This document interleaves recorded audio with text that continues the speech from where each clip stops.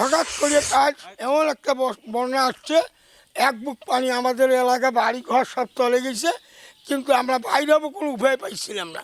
যেভাবে চকিয়ার উপর চকিয়াতে আমরা কোনো রকম ওখানে আশ্রয় নিয়ে আসছিলাম, তাতে গরু বাছুর কিছু ভাসিয়ে গেছে, পাওয়া যায় না, এখন নিখোঁজ হয়ে আসি, উক্ত উক্তি করে বেড়াচ্ছি, পাওয়া যাচ্ছে না। রাত 2টা থেকে পানি কমতেছে, এখন আমরা একটু আর কি স্বস্তিতে আছি। নদীর স্রোতেতে দুই বগল ভেঙেছে, তার রাস্তাঘাট মসজিদ মাদ্রাসা একেবারে পলি যে ভাঙছে, স্রোতেতে ভেঙে গেছে।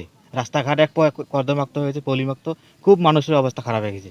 আমাশা ডায়রিয়া, ছেলেমেয়েদের স্কুল কলেজে ব্যাঘাত হয়েছে, খুব চাপের উপর আছে।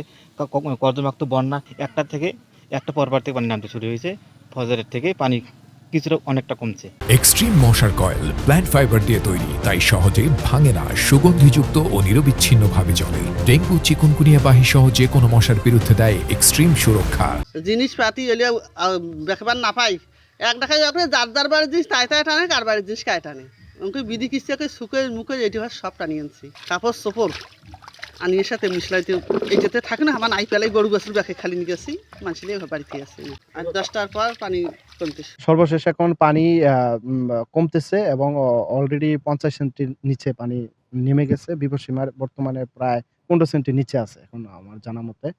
আর পানি আরো কমবে, আগামী 24 ঘন্টার মধ্যে পানি আরো 40 সেন্টির মতো নেমে যাবে। তিস্তা এখান থেকে প্রায় 50-60 কিলোমিটার লম্বা। তো সেটা সাময়িকভাবে কিছু স্বল্প খরচে কাজ করলে সেটা ফলপ্রসূ হবে না। দীর্ঘমেয়াদী পরিকল্পনা নিয়ে সেটা আগাইতে হবে, ফিজিবিলিটি স্টাডি দিয়ে।